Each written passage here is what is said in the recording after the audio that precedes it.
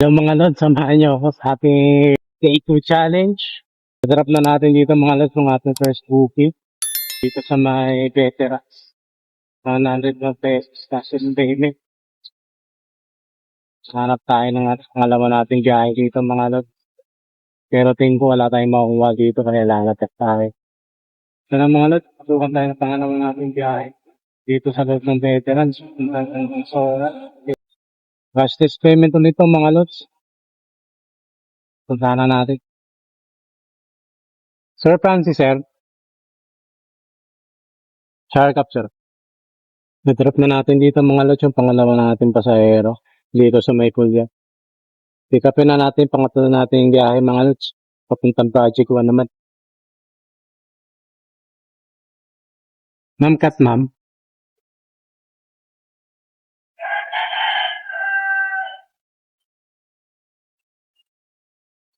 Okay na pa.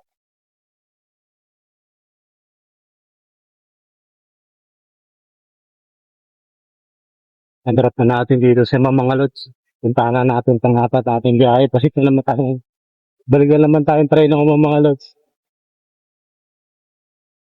Epic mga lods. Epic 1988. Pasukan na tayo mga lods. Pang-anim natin na biyahe.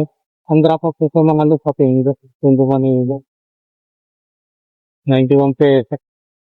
Ay, rides lang tayo mga lods. Okay na rin to. Hinita tayo ng 700 pesos. Sakto tayo ng incentive sa 150 pesos. 150 pesos. Sabi muna tayo ng konti pang lods. Tapos lakwa ko tayo para sa natin mga lods yung meeting incentive.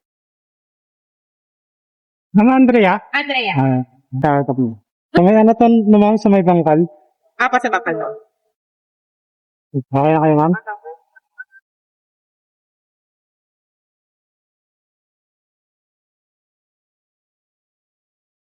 Ma'am Camille, ma'am? Camille?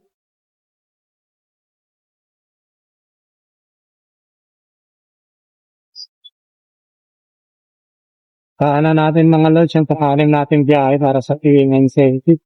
Time check, 7:30 PM. Meron pa tayong 1.5 hour mga lods. Tara, punta na natin. So yun na nga mga lods, no? Naka-20 rides tayo ngayong araw from 6 AM to 9 PM. Kumita tayo ng 2,100 at nakakuha tayo ng incentive ng 475 pesos. Natapos na natin mga lods ang day 2 from 6 AM to 9 PM challenge. Hanggang dito na lang muna mga lods ang ating video. Kung gusto niyo ng mga ganitong klaseng content, paki-follow and paki-share man ang aking video. Kita-kits tayo sa aking next update.